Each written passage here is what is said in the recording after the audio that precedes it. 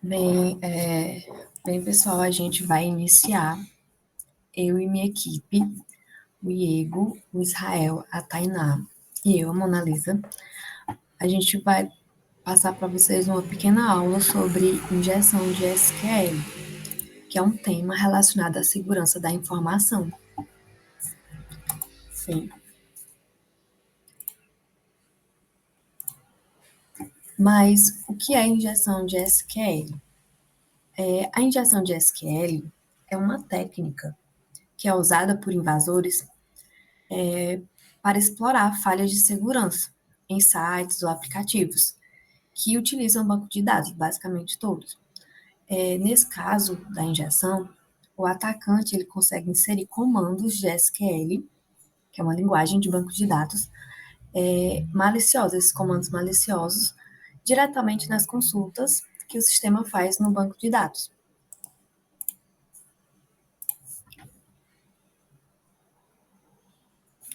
Aqui temos como exemplo MySQL, Oracle. Bem,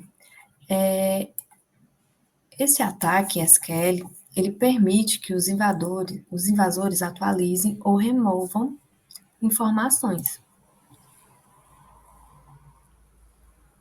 Isso acontece quando a aplicação não trata corretamente os dados que são recebidos do usuário.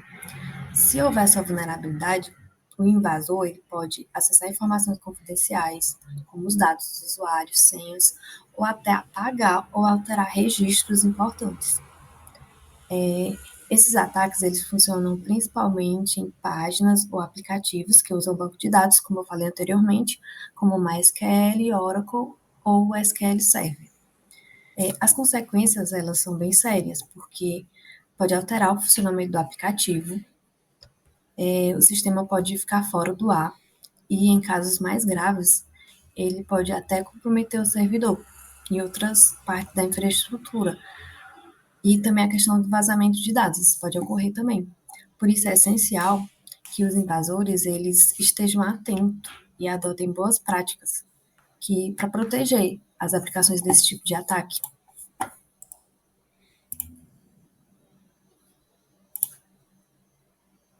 A gente está tratando aqui de injeção de SQL, que é nada mais que um ataque que ele engana o banco de dados, por falta de filtro em formulário.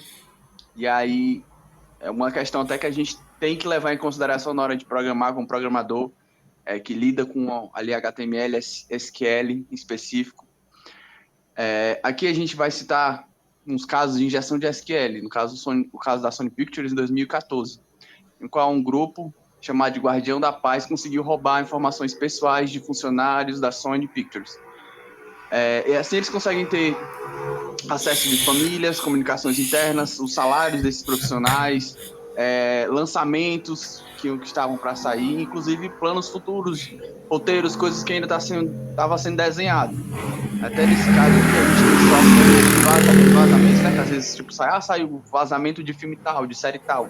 Isso aqui é um exemplo bem claro de uma forma que foi utilizada para eles conseguirem obter essa informação, né? A partir desse caso. E tudo graças a essa injeção de SQL, como foi citado anteriormente pela Mona Lisa.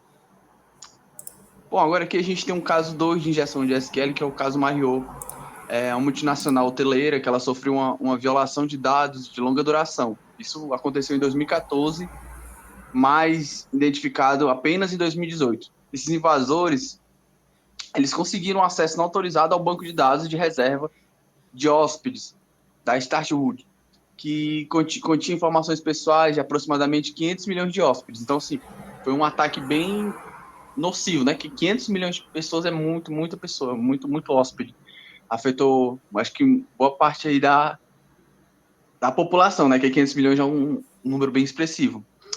Esse comprometimento ele foi causado por várias causas, vários motivos, né? Incluindo um ataque de injeção de SQL no aplicativo online e toda a fragilidade na rede, da infraestrutura de rede.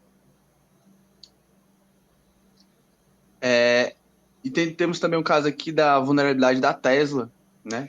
Agora vamos para casos de vulnerabilidade de SQL, que em 2014 os pesquisadores de segurança revelaram que eles conseguiram invadir o site da Tesla E isso por meio de uma injeção de SQL. Logo a Tesla, né, que é uma empresa que o know-how dela é na tecnologia, e ela conseguiu também cair nesse golpe também, nesse tipo de ataque, que até hoje, a gente olhando de hoje, assim, parece até meio simples, meio bobo. Pô, como é que você faz um código e deixa uma vulnerabilidade dessa escancarada, assim, coisa tão simples. E aí eles conseguiram obter os privilégios administrativos e conseguiram roubar os dados desses usuários. A gente tem também o caso do Fortnite, que é um jogo bastante popular e tem mais de 350 milhões de jogadores. E que foi outro caso de injeção de SQL. Foi descoberto em 2019 e ela permitiu que esses invasores acessassem as contas dos usuários. Inclusive, após isso, teve banimentos, bugs, então foi bem forte também esse ataque, porque é um game que ele é muito popular, já faz um bom tempo, até hoje ainda continua em alta. E outro caso que a gente tem de vulnerabilidade de injeção de SQL aqui é no Cisco, né? A Cisco, logo que é especialista em redes, no caso foi no Cisco Premier License, né, Manager. Ela foi descoberta em 2018. Essa falha ela permitiu que os invasores eles conseguissem o acesso total ao shield, aos computadores, onde o gerenciamento de licenças estava instalado. Quer dizer, usuários que tinham ali seus Cisco, sua licença Cisco instalada no computador, acabavam dando acesso a invasores ali o terminal shield, né, do computador, que é meio que como se fosse o CMD, mas é outro tipo de terminal que existe ali no Windows. E basicamente é isso. Vou deixar os colegas falarem. Bem, como já foi explicado, a injeção SQL é um tipo de ataque cibernético onde o invasor insere comandos maliciosos no SQL. O principal objetivo de um ataque de inserção é comprometer o banco de dados, permitindo que os invasores acessem e modifiquem ou excluam dados críticos. Uma das formas é o invasor insere um código SQL em um campo de entrada, como um login, um cadastro ou uma pesquisa. Isso pode ser feito para tentar digitar comandos de formulários de sites. O aplicativo não consegue validar essa entrada, aí que permite que os códigos sejam executados diretamente no banco de dados. Onde o sistema executa esses códigos, o invasor pode obter acesso a dados restritos ou realizar outras ações presenciais. Aí, uma das formas que eles podem ter é usar o login, onde ele pode colocar que o admin é igual a 1. Isso faz que sempre que ele quisesse entrar, ele vai dizer que ele é verdadeiro, que ele é usuário verdadeiro, permitindo que o ataque possa fazer login várias vezes sem precisar de senha. Outro ataque que ele também pode fazer é o de busca, onde eu vou usar o exemplo de um drop table, que ele pode acabar apagando várias tabelas do banco de dados, que pode ter um grande prejuízo para a empresa. Pode passar. Uma consulta SQL é um conjunto de instruções que pode manipular os dados. As mais conhecidas são a select, que é usada para buscar, o insert, que é para adicionar, o upgrade, que modifica os dados, e o delete, que exclui os dados. Tem vários exemplos dele que o agente mal intencionado pode acessar o banco de dados de uma empresa e potencializar, roubando alterações e informações confidenciais por meio da vulnerabilidade, através da exceção.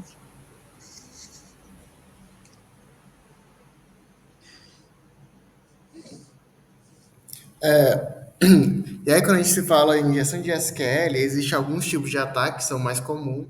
Geralmente, os ataques de injeção de SQL, eles utilizam os formulários de login para inserir algo e assim realizar o ataque.